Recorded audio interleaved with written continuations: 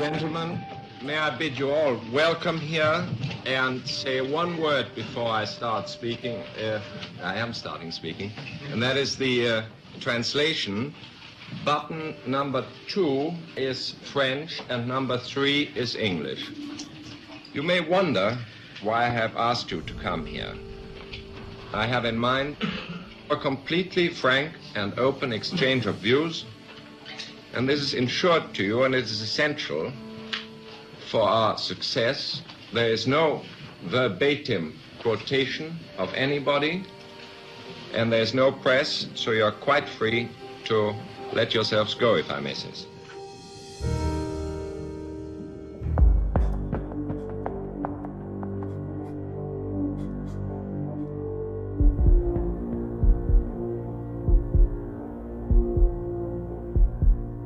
My name is Daniel Estulin. I'm an investigative journalist. I spent 12 years, beginning in the mid-1990s until about the year 2002, 2003 in military counterintelligence. Then I got burnt out and normal. It's what basically happens to all of us. We all burnt out.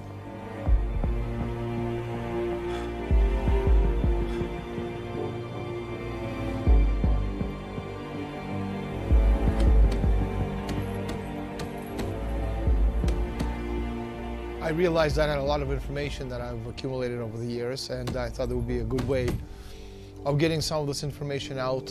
And one of the subjects that I thought would be of interest to the general population would be this very secretive, not secret, but secretive organization calling themselves the Bilderberg Group.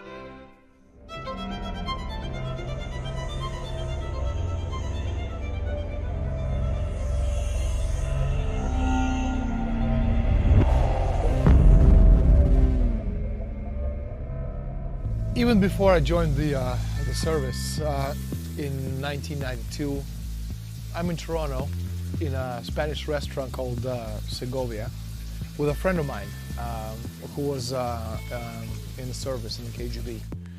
And over steak and potato lunch, this man, let's just call him Vladimir. And according to him, Canada was going to be split up into English and French-speaking Canada. Through a referendum which was going to be put together from behind the scenes by these allegedly very powerful people. Now, the reason he said that this was going to happen is that the powerful people who ran the United States needed to balance their budget. 1995 comes around, that's 3 years into the future, and suddenly all these characters, all these people, all these politicians that I've never heard of begin to appear front and center in front of television, screens. And all the things that this man told me about 3 years earlier, in 1995, were front and center.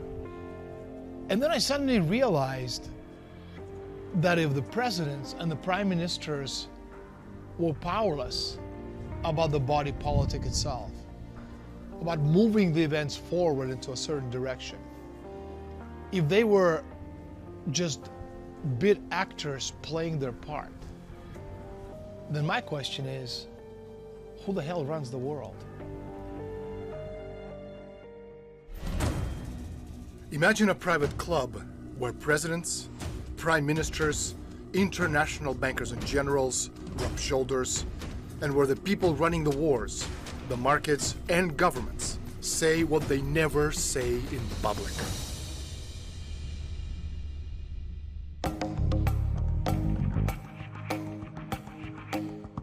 Es un momento que estamos en los inicios de la Guerra Fría. Es una guerra que no se sabe cuánto va a durar, le durará pues, hasta 1989, pero en 1954 eso está todavía muy crudo, muy incierto y en una fase inicial. Entonces, han empezado a rodar ya las Naciones Unidas y se vislumbra la necesidad defensiva de la OTAN. Luego, por otra parte, en Europa, las monarquías europeas sienten endogámicamente esa necesidad de defender sus propios intereses, intereses de estatus social, intereses económicos y también intereses de defensa hacia el exterior. Los Estados Unidos asume esa postura común, pero tomando la dirección.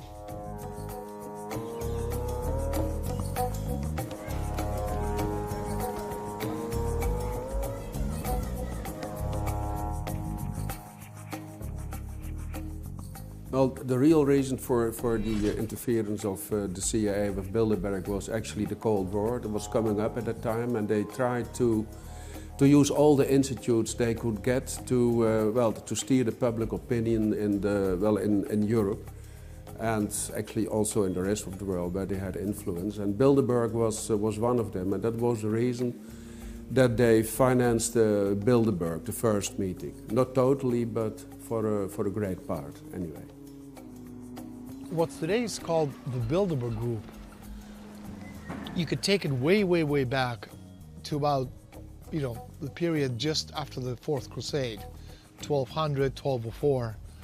And what today is called the Bilderberg Group or Bilderberg Society, back then already existed, and it was called the Venetian Black Nobility. No, they're absolutely a continuation of Venice, because basically you had a migration of the Venetian system of oligarchical power over Europe into the Low Countries, in fact, into the Netherlands, where Bilderberg was really founded. And it's an absolute continuity of the Venetian system of power. And in fact, if you do some tracing of some of the family lineages, you'll find in many instances the Tornantaxis family, for example, migrated from Venice into Northern Europe and still remain a mainstay of the Bilderberg oligarchical structures. You have a Bilderberg meeting taking place once a year, beginning in 1954. The first meeting took place at the Bilderberg Hotel in the Netherlands. And the host of that conference was Prince Bernhard, the Dutch royal consort, who was a card-carrying member of the Nazi apparatus during the Second World War period. The people who actually come to Bilderberg meetings, they're the people who can move forward the agenda of these societies. So you have President of the International Monetary Fund, President of the World Bank, President of the European Central Bank, of the Federal Reserve Board. You have key presidents and prime ministers and all these individuals on the political level, also on the empresarial level, and also in the media. And they all work together with people in the military. They all work together with representatives of the banking cartels. And again, if you're a corporation, you don't need to control every person in the company. You just need to control one person who controls the policy of the entire corporation. You can say the same thing about countries. You don't need to control the entire country. You just need to control enough key decision makers, be it president, be it prime minister, be it key senators and congressmen, people in the Federal Reserve, people in the European Central Bank, and people in the European Commission. You control them, and through them you control the rest. Every year Bilderberg has a gathering.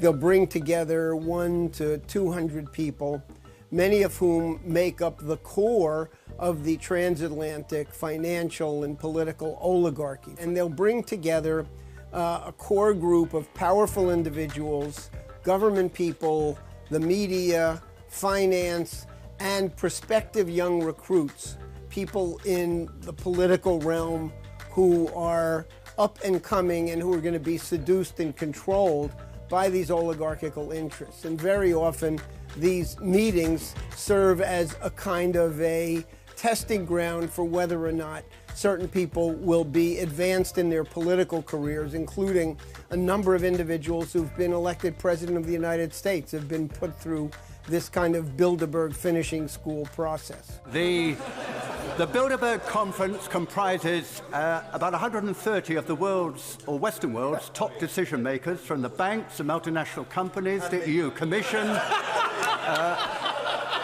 I'm coming to the politicians, also from WTO, IMF, World Bank, and of course, leading politicians from the US, Canada, Eurozone, and the UK. And I think, though they were clearly discussing some of the biggest issues confronting the Western economies at this time, why have we had no statement, either from the Prime Minister, or from the Chancellor, or indeed from the Minister without portfolio, all of whom attended in an official capacity? Why did they offer no statement, even though such decisions may well have a significant effect on UK government policy or the livelihood of future UK citizens?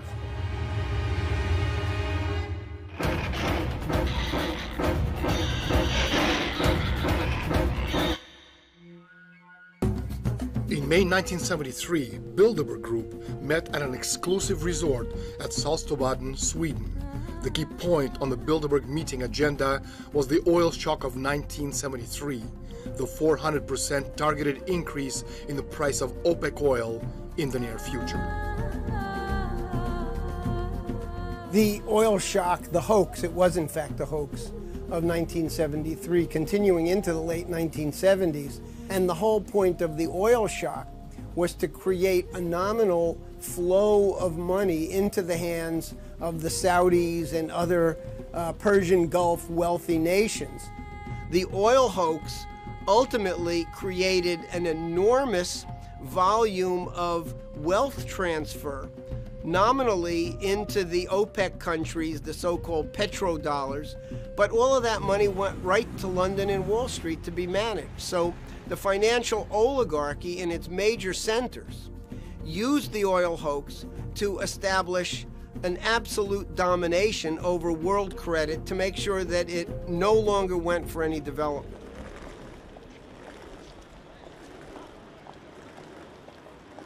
You have the charisma of a damp rag and the appearance of a low-grade bank clerk. And the question that I want to ask,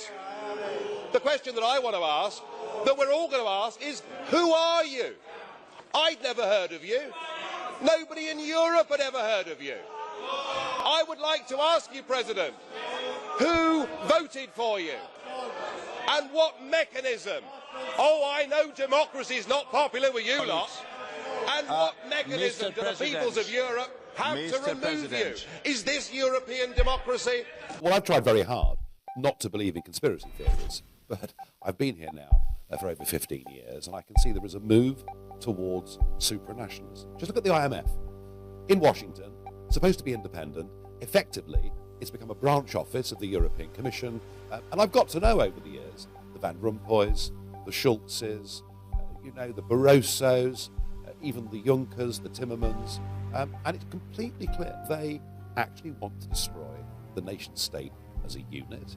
A few years ago, the Greek Prime Minister said, I'll give you a referendum. He was removed and replaced by a former Goldman Sachs director. And whenever the project goes wrong, whether it's the euro has a crisis or the asylum crisis with the borders, every single time there is for these guys an opportunity.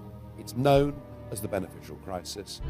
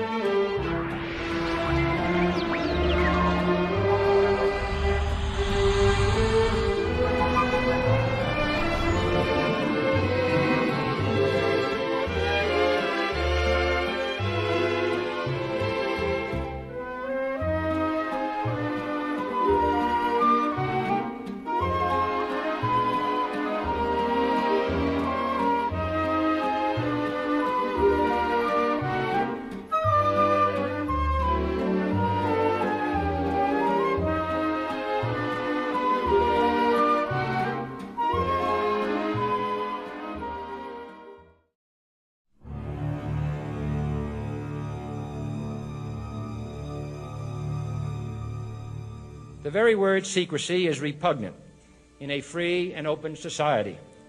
And we are, as a people, inherently and historically opposed to secret societies, to secret oaths, and to secret proceedings. We decided long ago that the dangers of excessive and unwarranted concealment of pertinent facts far outweighed the dangers which are cited to justify it, the facts they deserve to know. For we are opposed around the world by a monolithic and ruthless conspiracy that relies primarily on covert means for expanding its sphere of influence, on infiltration instead of invasion, on subversion instead of elections, on intimidation instead of free choice, on guerrillas by night instead of armies by day. It is a system which has conscripted vast human and material resources into the building of a tightly knit, highly efficient machine that combines military, diplomatic, intelligence, economic, scientific, and political operations. Its preparations are concealed, not published. Its mistakes are buried, not headlined. Its dissenters are silenced, not praised. No expenditure is questioned, no rumor is printed, no secret is revealed. As in a television soap opera, there are actually secret spin-off organizations similar to the Bilderberg Group who play a vital role in the New World Order scheme to use wealth concentrated in the hands of a few to exert world control.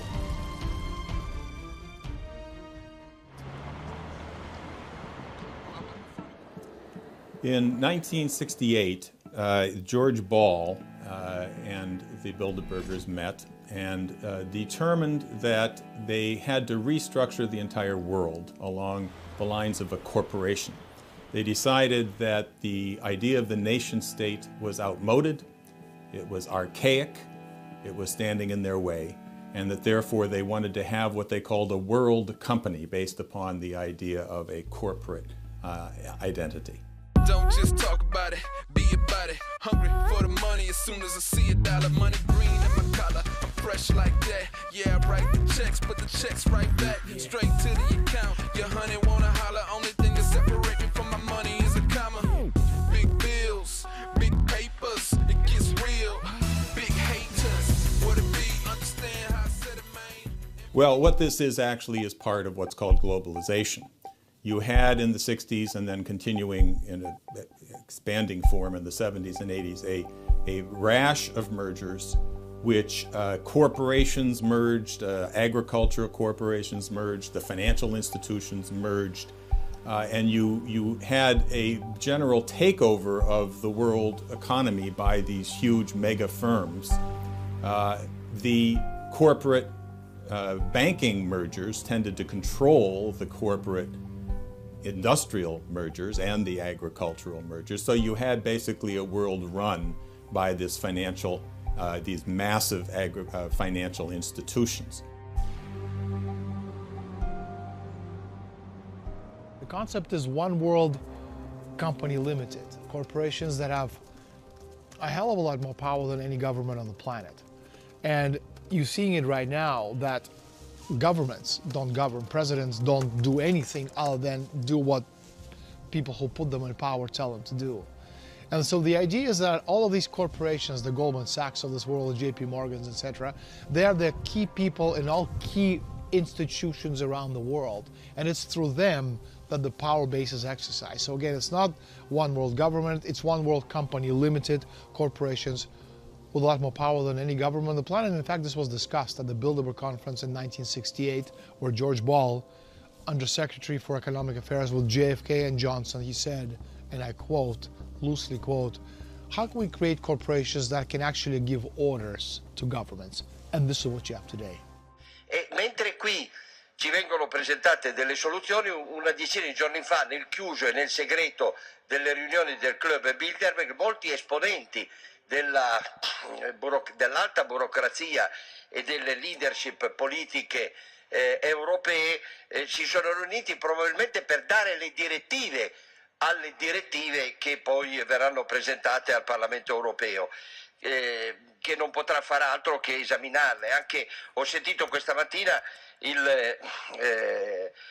Presidente Barroso l'invito a portare aiuto agli amici greci. Non vorrei che l'aiuto fosse soprattutto al suo amico armatore Spiro Lazis. C'è un evidente conflitto di interessi per il signor Barroso e dovrebbe darne spiegazione.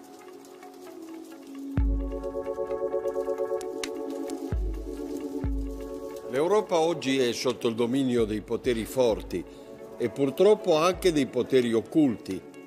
L'Unione Europea con l'euro e la Banca Centrale Europea ha espropriato i nostri popoli di un bene prezioso, la sovranità monetaria. Non siamo più padroni della nostra moneta e quindi del nostro futuro. E questo è molto grave, perché noi crediamo invece nell'Europa dei popoli e delle regioni, quindi della libertà. Poteri occulti che si nascondono dietro figure di personaggi che vengono imposti con le loro decisioni sulla pelle dei popoli e sulla testa dei nostri popoli.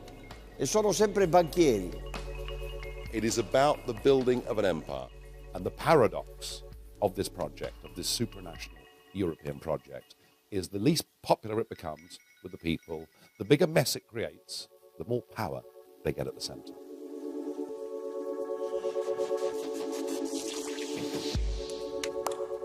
Well, with the Lisbon Treaty, European nations have lost almost their entire sovereignty.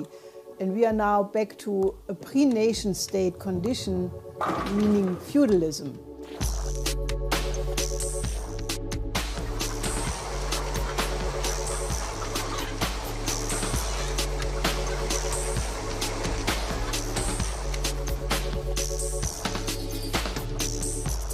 You know, we're living on a very small planet with limited natural resources and an ever-growing population base.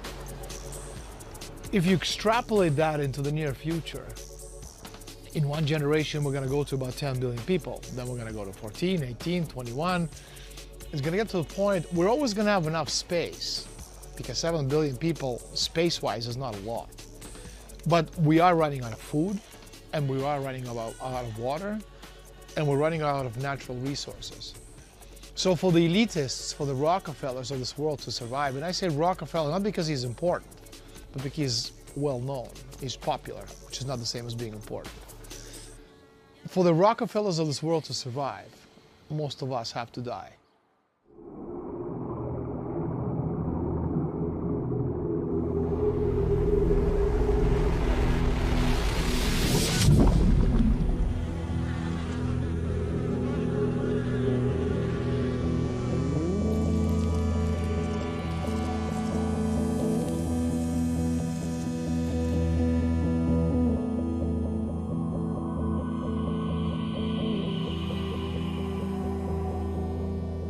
Was an absolutely willful act on the part of precisely this Bilderberg apparatus.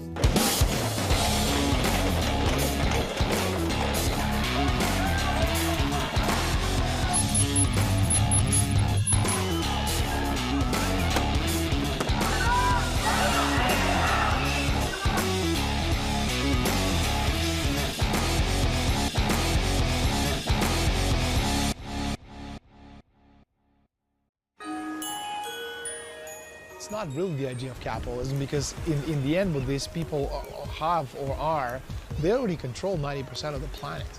Every aspect of society, everything you eat, everything you look at, everything you touch, mostly is in the private hands of these billionaires today. But the idea is, again, the whole idea of deindustrializing the world, it's a gradual process. You can do it, via armed conflict, but it's costly and it's also dangerous, because you can take everything off the chessboard, them and you at the same time. But the point is, if you can do it gradually, start dismantling, the different service industries, the different sectors of society, before long you have a Detroit, and before long you have a Greece, before long you have Spain, which is 70% population or unemployment for kids under 30. And this is reality, and this is how it's done. It's a gradual process of deindustrialization, demand destruction, and zero growth. And if you talk about zero growth, the whole concept itself came out of the 1972 study put together by the Club of Rome. Role of the Club of Rome back in the 1970s was to try to popularize the big lie that man could not continue to develop because resources were supposedly limited. And they used a ridiculous modernized version of the old argument of Malthus and Aristotle to simply state that based on mathematical equations, we would exhaust the resources. Fast forward 40 years, and look what we have today. We have a Detroit. And another 40 years into the future, we have the entire world, which is going to look like Detroit, and Detroit is going to look like paradise.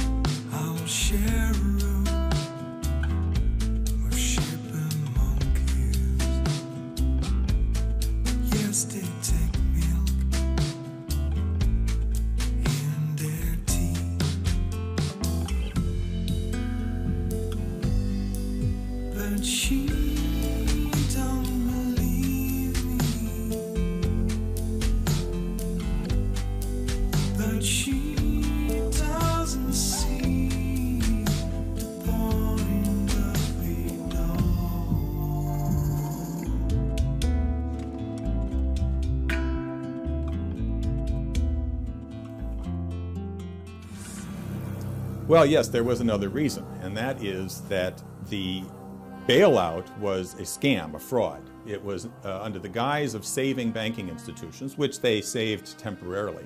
They were effectively taking unpayable debt, huge quantities of unpayable debt, and transferring it from private corporations to governments. This didn't make the debt any more payable. They basically absorbed huge quantities of worthless paper, speculative, derivative paper, which could not be paid off in any period of time anyway, i.e. the governments became bankrupt. Now you see this in Europe over the last years, where each country is being forced to do the same thing that was done in the US, take on the massive debts of these banks and effectively leaving them bankrupt. What you have is the growth of corporate dictatorships under the banking institutions that run the governments, corporate fascism. And in fact, you see the world increasingly coming under the control of corporate fascist governments under the control of the banking institutions. You know, if you kind of go back in history, 6,000 years or so, and you look at who controlled society 6,000 years ago in ancient Egypt, this weren't the pharaohs. They were the high priests, who basically gave us knowledge one little droplet at a time, just enough knowledge for us to survive and get by as we do today, just enough for us to get by day to day to day to day with what meager salaries we earn. Now, so on the one hand, what you had back then, you had the high priests giving us this, droplets of knowledge. But on the other hand, in the last 6,000 years, especially now, with technological revolution, with information revolution, information technology, people have computers and have access to internet, and suddenly all this information, which for thousands of years, which was only available to secret societies and very private organizations who passed it on from generation to generation in very small, tightly knit groups behind the scenes, underground, grandfather to father, father to son, son to grandson, grandson, to great-grandson, etc. Today, 99% of that information is available through Google. And anybody sitting in the middle of an Amazon rainforest, with computer, a laptop, an internet connection, almost has the same access to the information which the secret societies have tried to protect or hide from us for thousands of years. So the dilemma for them is, what do we do? Because we must have the upper hand. So on the one hand, what you're seeing right now is they're destroying the world's economy on purpose, because again, progress and development is directly proportional to population density.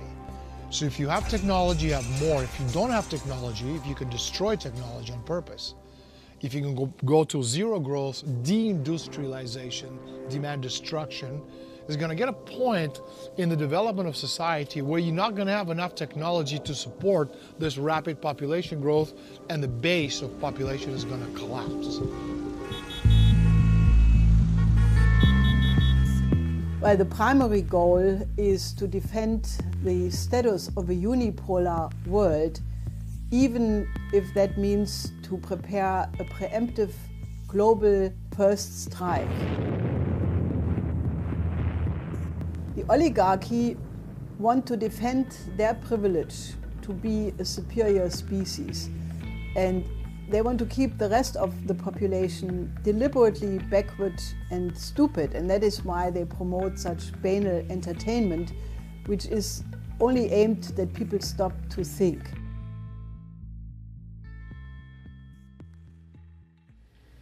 In the councils of government, we must guard against the acquisition of unwarranted influence, whether sought or unsought, by the military-industrial complex. The potential for the disastrous rise of misplaced power exists and will persist. We must never let the weight of this combination endanger our liberties or democratic processes. We should take nothing for granted. Only an alert and knowledgeable citizenry can compel the proper meshing of the huge industrial and military machinery of defense with our peaceful methods and goals, so that security and liberty may prosper together. Look at Google, Apple, Microsoft, IBM. These Bilderberg-affiliated megacorporations form an integral part of the United States security apparatus. Behind these technologies, enormous streams of capital are being expended and, more importantly, invested behind the scenes. Now we're at a point where that entire system is at a breaking point where it's hopelessly bankrupt, the debt is impossible to pay, the derivatives, which are purely speculative, unregulated gambling bets on top of the debt bubble itself, is estimated at $1.5 quadrillion, which is a multiplier of even the most optimistic idea of global GDP that's completely off the charts. So this entire system is doomed, and we're quite frankly at a point now where it would be no surprise if on any given day you woke up and found out that the entire transatlantic financial system had just evaporated.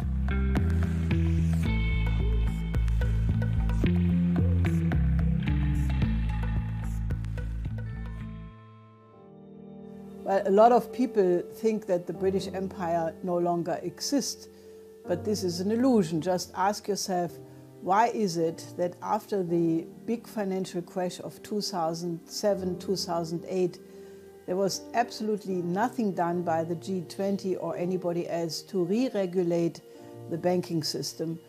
And they kept quantitative easing, they kept zero interest rate policy, which is really expropriating the majority of the population. And now we are in front of an even bigger crash than 2008, and there are no so-called tools anymore to do anything about it.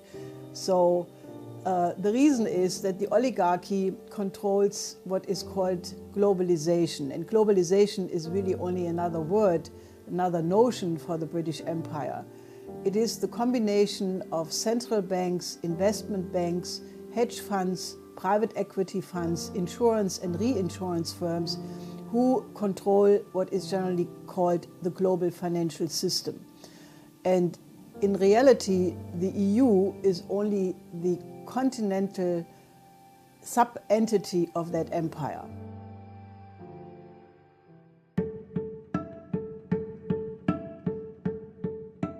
Well, the British Empire knows that in the long run it cannot survive in a world which is based on science and technology and development. And therefore their policy is to stop that kind of technology and development. That's why they target nation states. That's why, for instance, that they are adamant against the BRICS and the emergence of the BRICS, which is nations which have the strength and the power and the commitment and the mission to building nations through science and technology. That has to be stopped in their view. Therefore, their target is the idea of the nation-state itself. Destroy nation-states in order to preserve and maintain the power of the empire. There is absolutely a plan to depopulate the world, and you simply have to listen to or read the writings of people like Prince Philip of Great Britain, who has stated explicitly that we should reduce the population of the world from 7 billion people down to 1 billion. He has stated very charmingly that he would like to be reincarnated as a virus to try to reduce the world's population.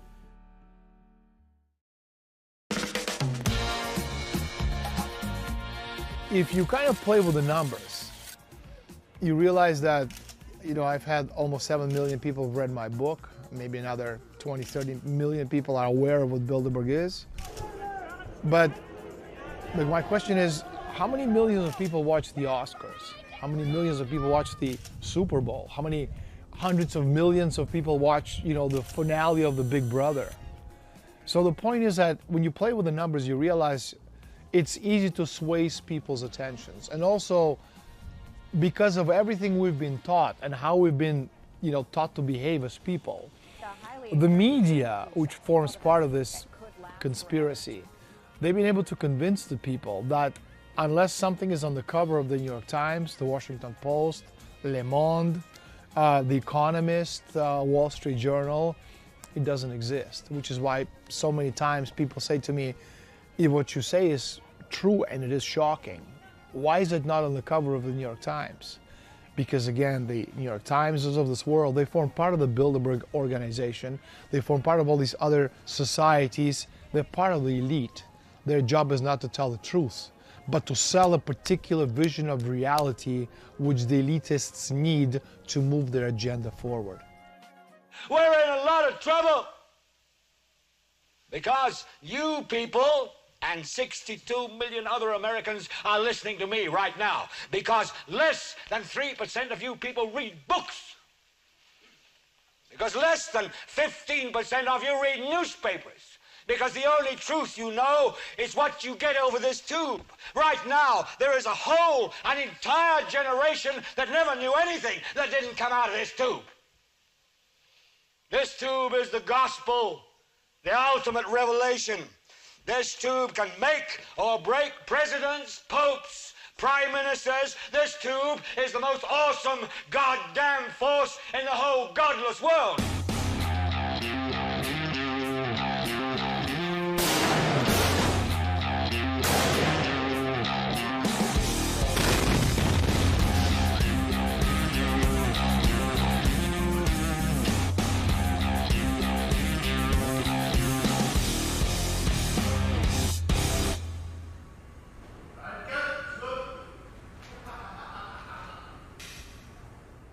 No, no existe esa libertad. Además sería inocentemente estúpido creer que un periodista es libre de escribir lo que él sabe que es verdad en un periódico, en una radio, en una televisión que no son suyos. El periódico o el medio que sea ni siquiera es del director. El periódico es de un grupo de empresarios. Y esos empresarios a su vez dependen de un entramado político, de un entramado económico para tener papel, para tener publicidad, para evitar problemas de censura, para tener libertad. No existe esa libertad. Media is often altered to convince the public that something is happening that is not happening. There was a movie once made called Wag the Dog about a president who was involved in a scandal, much like Bill Clinton with Monica Lewinsky. And the way they get out of the scandal, the White House concocts a war against Albania. During George W. Bush administration, there was a quote from Karl Rove, who was Bush's major political advisor. Rove said that the White House can create its own reality, and if they don't like the reality they have created, in 30 minutes they can change it because the White House has total influence over the way the media reports the news.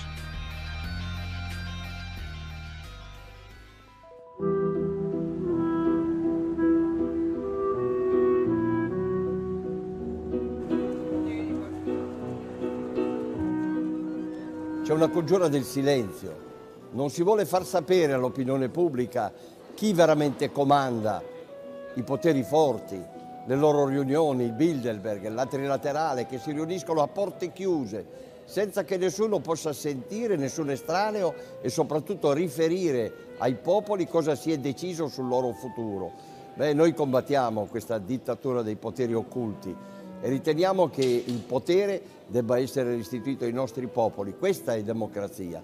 E perciò quando qualcuno di noi riesce a far comunicare all'opinione pubblica queste verità, si cerca di screditarlo, di chiamarlo cospirazionista. Mr. Speaker, this is the first occasion for me, as I've never previously answered a question in the House of Commons on behalf of a private organisation for which the government has no responsibility. The Bilderberg organisation exists for the purpose of holding meetings once a year in various countries. It exists for no other purpose. This year the meeting was held at a large hotel near Watford in Hertfordshire.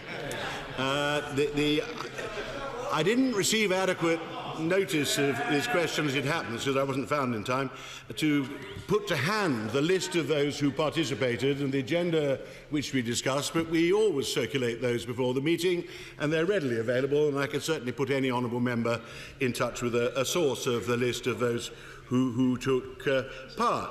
Each year we invite something over 100 people. It was about 140 this year, drawn from both sides of the Atlantic, from Europe, including Turkey, and from the United States and Canada. The people who attend are drawn from the worlds of government, politics, academia, defence, journalism. We all attend the people who attend change slightly each year. There's a core of those who regularly attend. Different people come. Well, I'm trying to guess at what on earth people are asking a parliamentary question about this for and what they're interested in.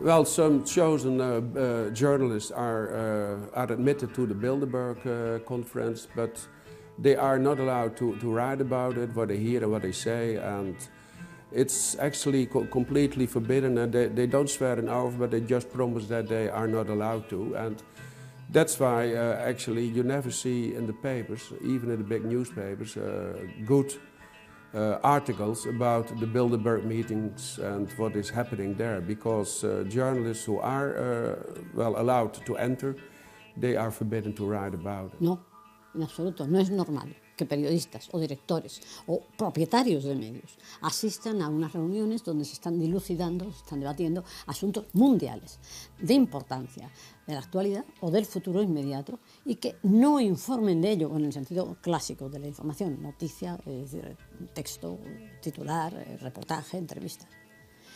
Pero, hay que decirlo, sí informan subliminalmente, indicando, dirigiendo lo que se debe decir desde esos medios, creando la moda opinativa. Ellos, podríamos decir que asisten como convidados de piedra, pero luego van a partir de ahí a orientar la opinión pública hacia los intereses que se hayan establecido en esos debates. I'm gonna make it all the way, do my best, do my best. I'm gonna make it all the way, do my best, do my best. I'm gonna slide the whole way, do my best, do my best. You can come and hold my hand, we'll be the best of us, oh, the best. Security was tight today at the Grove Hotel in this leafy area north of London. 140 members of the global elite arrived here for a top-secret, hush-hush, off-the-record conference in the English countryside. How's this for a guest list? The head of the International Monetary Fund, former Treasury Secretary Tim Geithner, the heads of Amazon.com, Google, and BP Oil, former General and CIA Director David Petraeus, and what's a top-secret cabal of puppet masters without Henry Kissinger? All of them came here today for the Bilderberg Conference. That's Bilderberg, not Build-A-Bear. Participants are tight-lipped about discussions, other than to say topics will range from the economy to jobs to U.S. foreign policy, what the organizers call megatrends and the major issues facing the world. Reporters and outsiders are not allowed in, and everything is off the record. Organizers say that's so participants can take time to listen, reflect, and gather insight.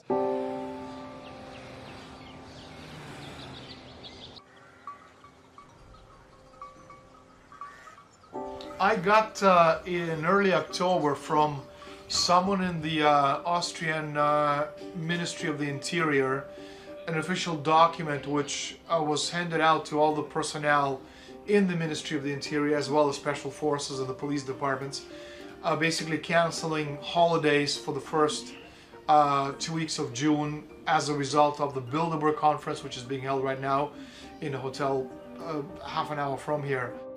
Un grupo de poder, un grupo de poderosos que no pertenecen a ningún gobierno nacional, pero sí son parte de un gobierno supranacional, un gobierno mundial. Ellos no adoptan decisiones ejecutivas, pero sí prefiguran y predeciden lo que ha de acontecer. O sea, ellos diseñan los futuros convenientes en el escenario económico, en el escenario político, en el escenario defensivo. Well, you know, we're in a hotel in Innsbruck, about 35 kilometers from the hotel where the Bilderberg conference is actually taking place.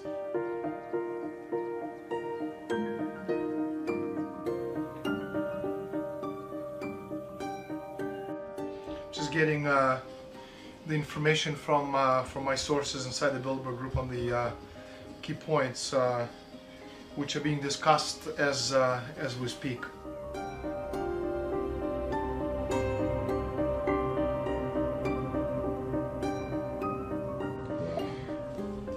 Daniel, I'm pasting for you some of the key discussion points which shall be taken up at this year's meeting. As you know, the world is in dire shape and the financial system can blow out at any moment. There are a lot of very worried, or should I say freaked out people who will be attending this year's conference.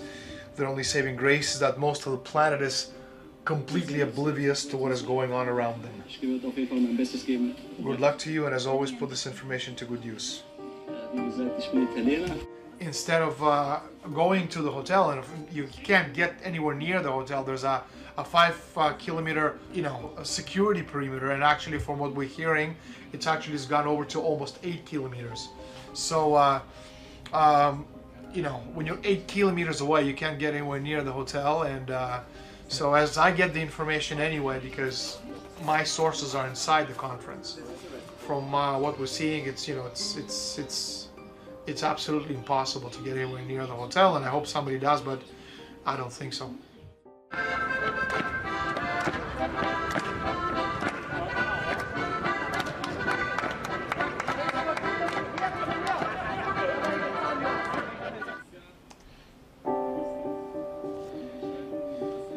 And there's some very, very heavy points. Artificial intelligence, that's the future of humanity, transhumanism, the change from humanity to transhumanity to post-humanity.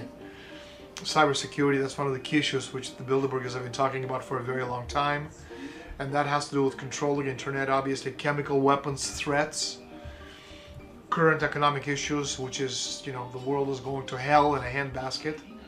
This is the information which he sent me, and I'm just downloading, all the stuff on the subject of America. And in the first 2 pages of this extract, 7-page extract, I'm seeing this like the 5th time. I'm seeing perpetual war, okay, multi-generational threat.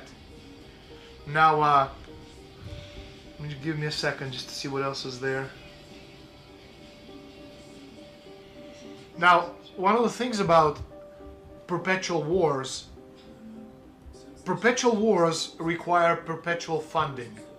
Non-ending war, non-ending funding, which means that you throw as much money as you want into a particular situation, which is this, you know, war on terror. How long? We don't know. Forever. How much money? As much as you need.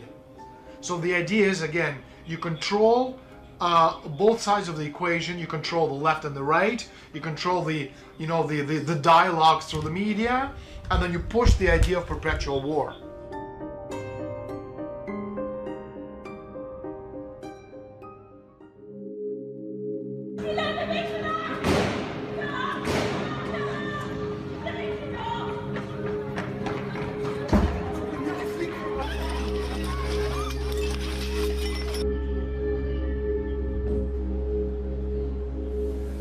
L'état d'urgence sera décrété, ce qui veut dire que certains lieux seront fermés, la circulation pourra être interdite et il y aura également des perquisitions qui pourront être décidées dans toute l'Île-de-France.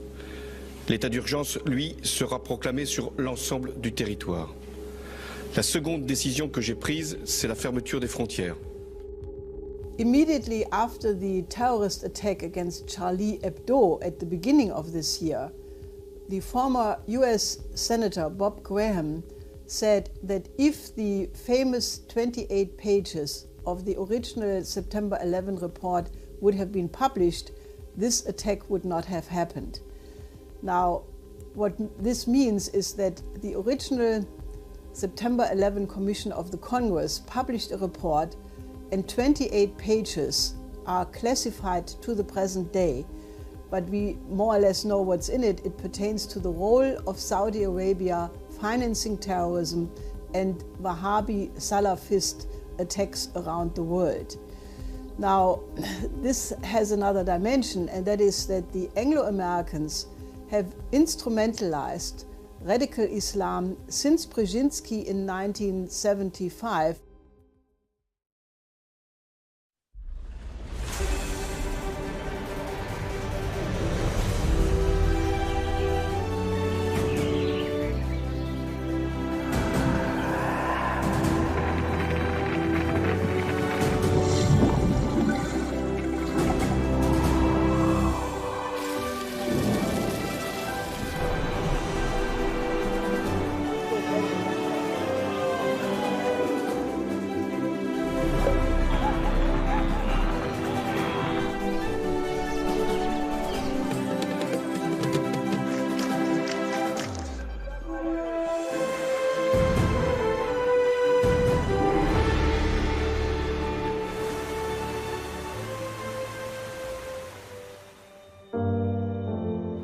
Humanity has almost destroyed itself a number of times. Immediately before the Golden Renaissance, there was the New Dark Age. There was the Black Death, where about half of the population of Europe was destroyed not only by a disease, the bubonic plague, but destroyed by the fact that men were convinced that they could not solve the problem. But fortunately, there was a new paradigm then. There was a renaissance. It was the Golden Renaissance of Leonardo da Vinci in Italy, of Miguel de Cervantes in Spain, of Shakespeare in London, which developed the concept of man, a new paradigm in which we organized our business as human beings based on the concept of man's morality, creativity, and free will.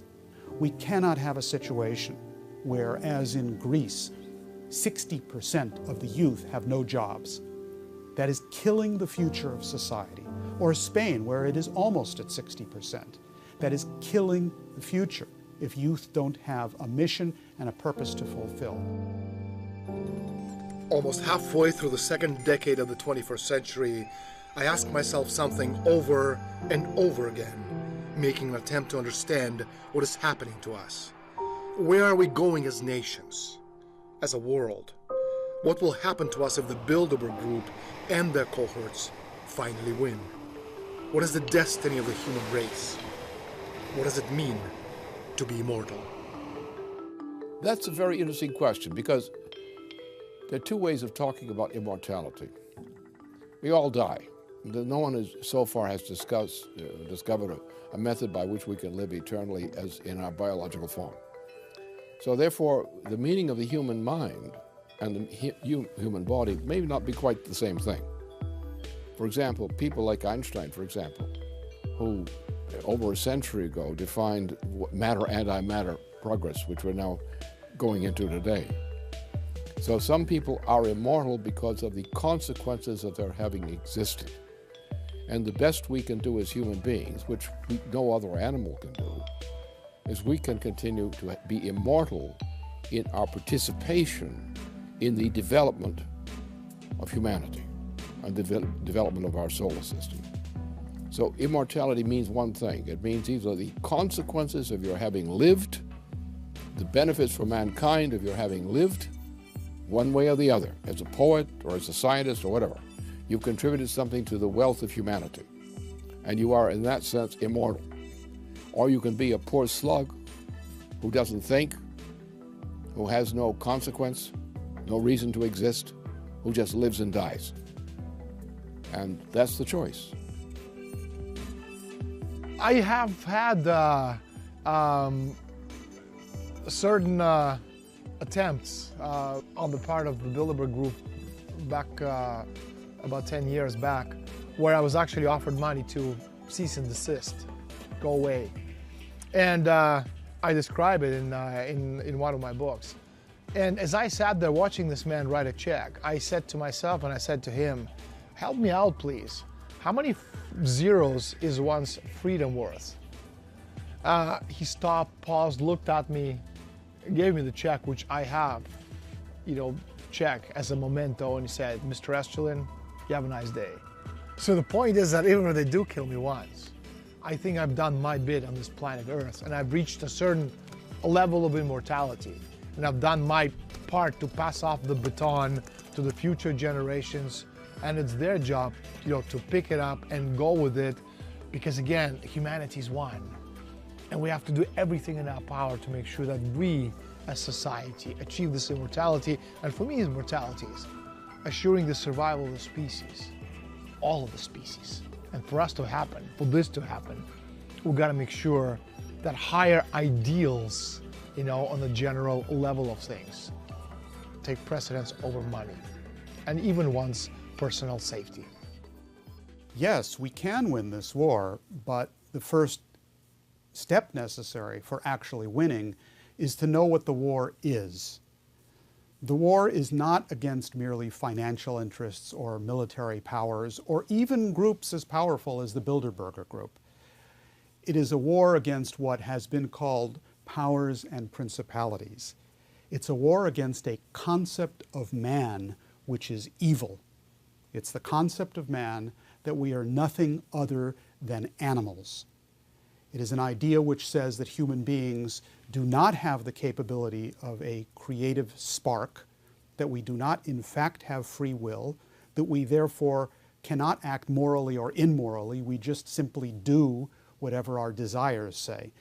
And it is that concept of man which finds expressions today in things like the Bilderberg Group and in the global financial system, which is based on speculation, usury, and the destruction of populations.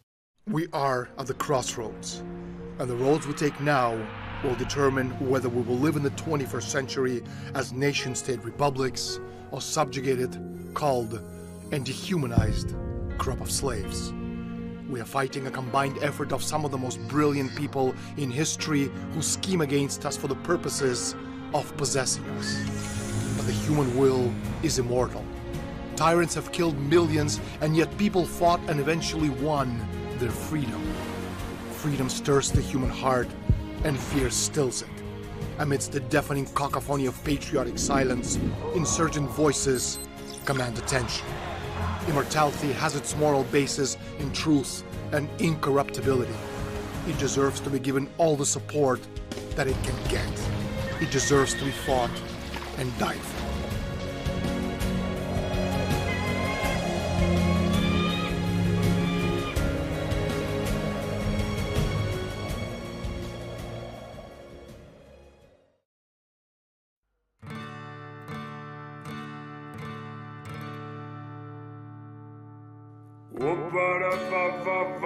I sing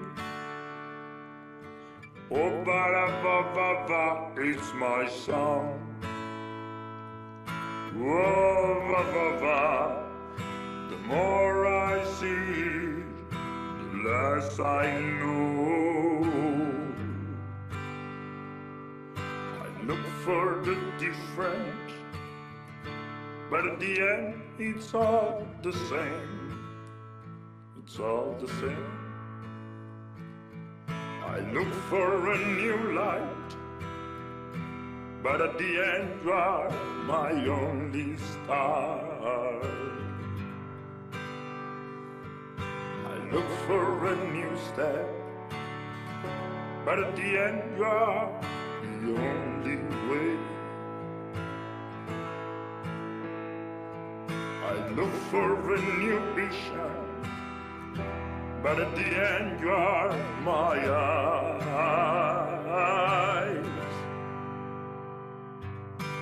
Oh, ba-da-ba-ba-ba, I sing. Oh, ba-da-ba-ba-ba, it's my song. Oh, ba-ba-ba, the more I see, the less I know. Walking in the morning light, walking all alone, walking in the evening light,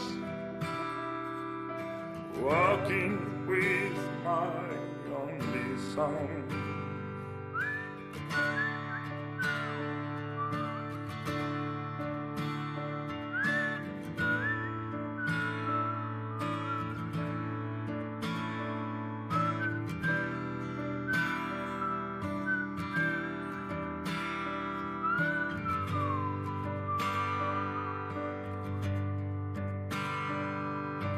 Oh, ba-da-ba-ba-ba, I sing. Oh, ba-da-ba-ba-ba, it's my song. Oh, ba-ba-ba, the more I see, the less I know. Oh, ba-da-ba-ba-ba, I sing. Oh, ba-da-ba-ba-ba, it's my song. Oh, ba-ba-ba.